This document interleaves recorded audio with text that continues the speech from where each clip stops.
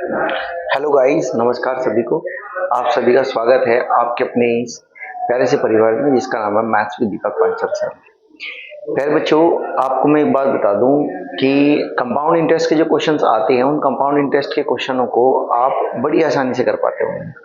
आज के इसी उसमें जो प्रॉब्लम अधिकतर में देखी जा रही है बच्चों के अंदर, वो इन क्वेश्चनों को नहीं पहचान पाते। और ये क्वेश्चन जो आज हम डिस्कस करेंगे, जिस टाइप के क्वेश्चन पर डिस्कस करेंगे, उसका पूरा कॉन्सेप्ट और उसकी पूरी थ्योरी विद एग्जांपल उन क्वेश्चनों के साथ आज हम डिस्कस करेंगे।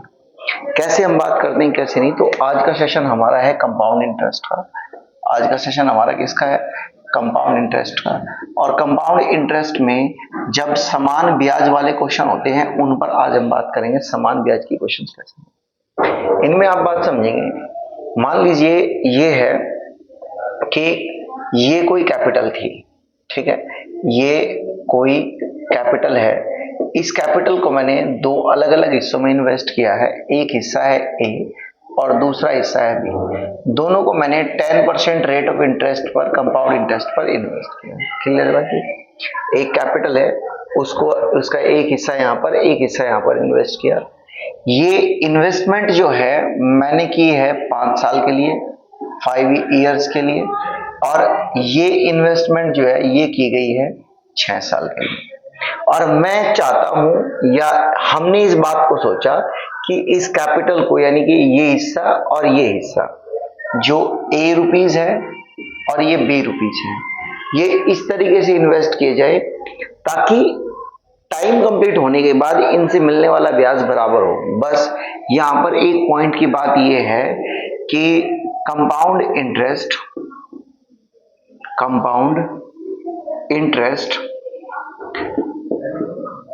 will be equal, compound interest equal होगा आफ्टर टेन्योर। मतलब जिस टेन्योर की हम बात करें उस टेन्योर के बाद इनसे मिलने वाला ब्याज बराबर हो। मान लो यहां से मिलता है CI1 और यहां से मिलता है CI2। जब टाइम पूरा हो जाए तो CI1 बराबर हो CI2 के। उम्मीद है इतनी बात समझ में आई होगी। जब इस तरह के क्वेश्चन होते हैं तो आपको क्या करना होगा, आप क्या करेंगे, जो ये वाली बात है, मतलब जो 10% है, इसका आप फ्रैक्शन वैल्यू लिखिए। इसका मल्टीपल फ्रैक्शन किस तरीके से, मल्टीपल रेशियो किस तरीके से लेंगे, आप इसमें एक ऐड कर देंगे तो ये बन जाएगा 11/10। कितना बन जाएगा? 11/10। क्लियर? जब ये आए तो आप हमेशा इसकी जो पावर करेंगे, ध्यान से समझना मैं क्या बात कर रहा हूं, बात को बड़े ध्यान से समझते चलना। जब आप इसकी पावर करते हैं, मतलब जो फर्स्ट पार्ट होगा, फर्स्ट पार्ट ये प्रिंसिपल पहले वाला, और रेशियो सेकंड पार्ट यानी कि ये प्रिंसिपल दूसरे वाले का, ये हमेशा बराबर होगा इनके। और इसकी पावर जो आएगी, जो इसकी पावर आएगी, पावर क्या आएगी? ईयर का डिफरेंस, यानी कि T2 डिफरेंस T1 आएगा। इन ईयर का क्या, कितना डिफरेंस है इन दोनों ईयर का? 1 साल। तो मतलब आप ये कहेंगे कि ये हो जाएगा 11/10 उसकी पावर 1, तो 11/10 ही हो जाएगा। बताओ बात समझिए क्या?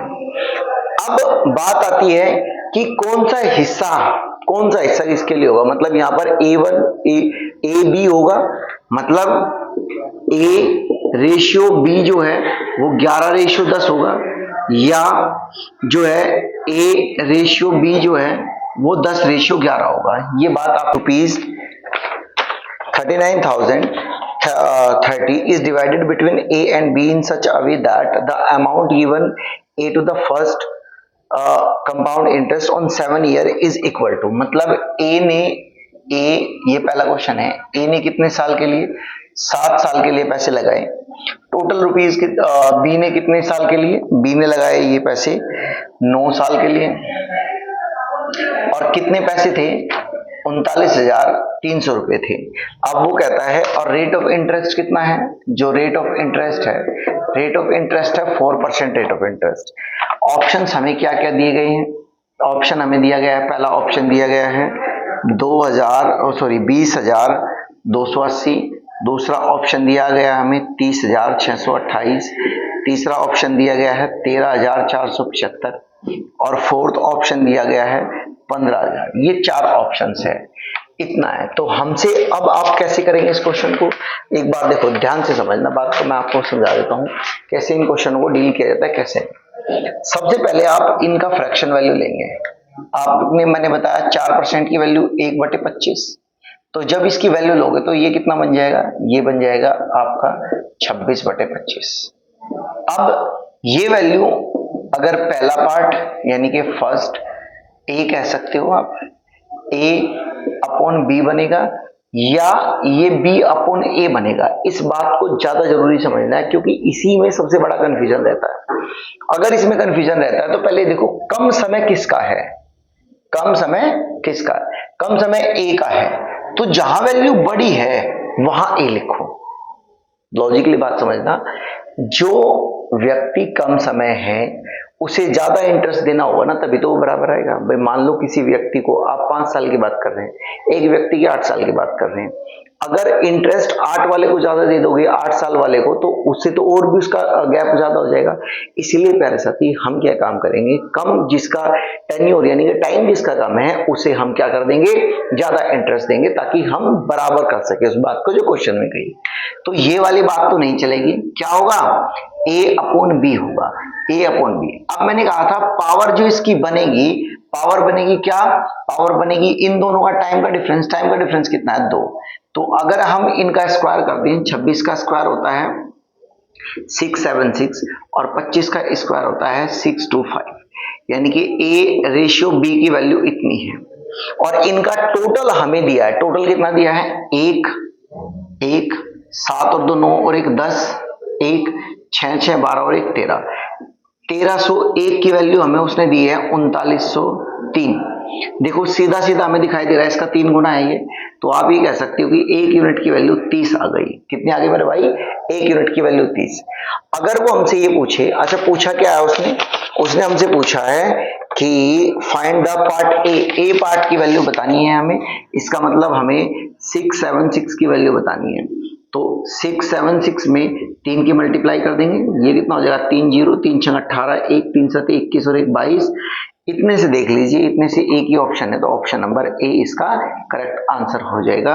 ये था क्वेश्चन। ऐसे ही इन क्वेश्चन को करने, और ये क्वेश्चन बड़े ही इंटरेस्टिंग, और आप लोगों को कोई ना कोई एक आधा क्वेश्चन कहीं ना कहीं एग्जाम्स के अंदर मिल जाता है। अगर ऐसा क्वेश्चन मिले तो प्यारे बच्चे आप इन क्वेश्चन को कैसे करेंगे ये बात मैंने आपको समझाई। चलते हैं नेक्स्ट क्वेश्चन पर। नेक्स्ट क्वेश्चन कहता है A and B said to be spend their income at 6 इतने पर, और उनका जो टेन्योर है 10 साल और इक्वल टू 8 साल, मतलब रेट ऑफ इंटरेस्ट हमें कितना दिया है 6.1/4%, और ए का टाइम कितना दिया है, ए का टाइम दिया है 8 साल और बी का टाइम कितना दिया है 10 साल। फिर वो कहता है कि the ratio of their income, options क्या दिए गए हैं, पहला ऑप्शन हमें दिया गया है 25 रेशियो 256, दूसरा रेशियो हमें कितना दिया गया है 625 रेशियो 256, तीसरा हमें क्या दिया गया है 289 रेशियो 625, और फोर्थ ऑप्शन क्या दिया गया है हमें, फोर्थ ऑप्शन दिया गया है 289 रेशियो 256। ये हमें रेशियो दिए गए हैं। इन क्वेश्चन को कैसे डील करेंगे, पहले इसकी फ्रैक्शन वैल्यू लो, ठीक है। फ्रैक्शन वैल्यू कितनी होगी इसकी 1/16, इसकी फ्रैक्शन वैल्यू कितनी होगी 1/16। क्योंकि वो खर्च कर रहा है इसलिए इसमें एक माइनस वाली बात होगी, ये क्वेश्चन इसीलिए अलग है, एक माइनस वाली बात होगी। तो एक माइनस होकर ये कितना हो जाएगा 15/16, कितना होगा ये 15/16। अगर ये 15/16 होगा तो आप क्वेश्चन को कैसे करेंगे, 15/16 अगर ए और बी का आपको रेशियो चाहिए तो आप यहां से क्या करोगे, ये हो गया 15 और ये हो गया 16, इसकी पावर कितनी आएगी, इसकी पावर आएगी, मैंने आपको बताया टाइम का डिफरेंस कितना होगा, 2 का 8 का और 10 के टाइम का डिफरेंस कितना है हमारे पास, तो इनके टाइम का डिफरेंस जो होगा, टाइम का डिफरेंस होगा यहाँ पर 2 साल, कितना होगा 2 साल, तो इसकी पावर 2 कर देंगे। अगर इसकी पावर हम 2 करेंगे तो ये वैल्यू कितनी बन जाएगी 225 और 256, कितनी बन जाएगी 225 और 256। यही इस क्वेश्चन का आंसर हो जाएगा, option number A is the correct answer. ठीक है, उम्मीद है आपको ये बात समझ में आई होगी। ठीक, नेक्स्ट क्वेश्चन पर चलते हैं। क्या है, Rupees 3,756 is to be divided between A and B such a way A's share at the end of 7 years may be equal to the B's share at the end of 9 years। Percent 10% है, question number 3 है, बिल्कुल आराम से बात समझेंगे। 10% की value कितनी हो जाएगी, 1/10। मल्टीपल फैक्टर में आप कितना लेंगे, 10/11/10 कंपाउंड इंटरेस्ट पर।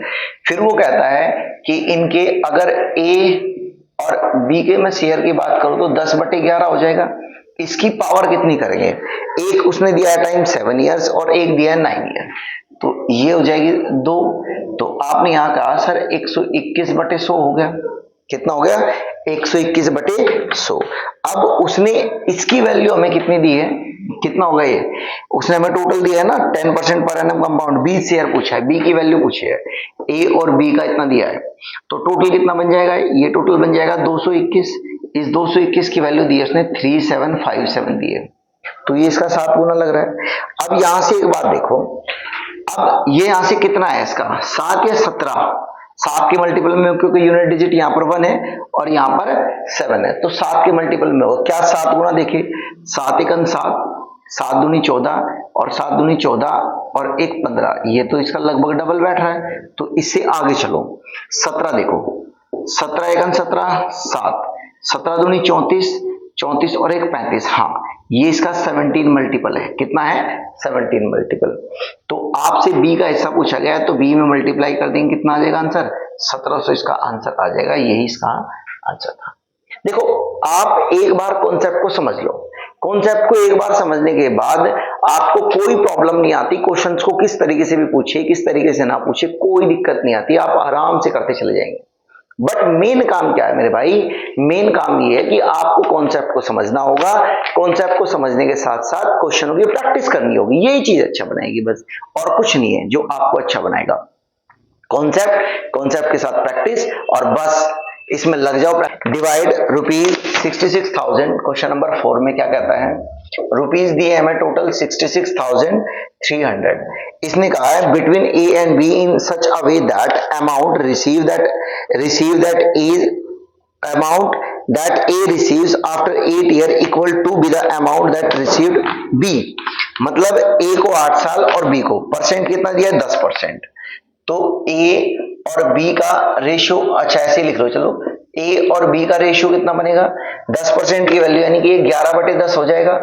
इसकी वैल्यू कितने लिखोगे, इसकी वैल्यू कितनी हो जाएगी, पावर 2 हो जाएगी। तो आपने यहां से कहा कि सर ये 121/100 बन गया, टोटल कितना बनता है 221। 221 की वैल्यू दी है 6630। देखो जरा एक यूनिट की वैल्यू कितनी आ गई, एक यूनिट की वैल्यू 200 आ गई, क्या 200 नहीं 300 आ गई एक यूनिट की वैल्यू, एक यूनिट की वैल्यू कितनी आई 300। बात क्लियर है, सेम पैटर्न मैंने वही किया है जो मैंने अभी तक समझाया है। उसके बाद क्या कहा उसने कहा है कि फाइंड द क्या कहता है कि with the compound being compound interest at the rate of इतने, तो हमें दोनों के हिस्से बताने, दोनों के हिस्से बताने भाई। तो एज शेयर कितना होगा, अगर हमसे एज शेयर पूछा जाए तो एज शेयर होगा 300 इंटू 121, तो 0 0 3 6 3 1 कितना हो जाएगा, दूसरे को उसमें से माइनस कर देंगे 30,000 आ जाएगा, ये इसका हो जाएगा। तो उसी तरीके से इनके आंसर्स हो जाएंगे। आसान है बात, बहुत आसान बात है, ज्यादा बड़ी बात नहीं है। उम्मीद है आपको यहां तक बताई गई सभी बातें क्लियर है, और ये कॉन्सेप्ट भी और ये प्रैक्टिस के द्वारा किए जाने वाले हर एक क्वेश्चन, ये सभी बात आपको कंप्लीटली क्लियर है। अगर मेरे भाई ये सारी बातें क्लियर है तो आप बिल्कुल इसकी प्रैक्टिस करें, इसके नोट्स बनाएं, और साथ ही साथ एक हल्की सी रिक्वेस्ट है, वीडियो को अब तो एंड में आ गए हैं हम वीडियो के, लेकिन ये सबसे पहले आप लोगों का एक काम रहे, एक हल्का सा मेरे फेवर कर दे कि आप अपने इस चैनल को लाइक शेयर और सब्सक्राइब जरूर करें। यही आपका प्यार है और यही एक मोटिवेशन है जो मुझे वीडियोस बनाने के लिए फर्दर मोटिवेट करता है। मिलते हैं अगली वीडियो में, तब तक के लिए नमस्कार मेरे भाई, नमस्कार।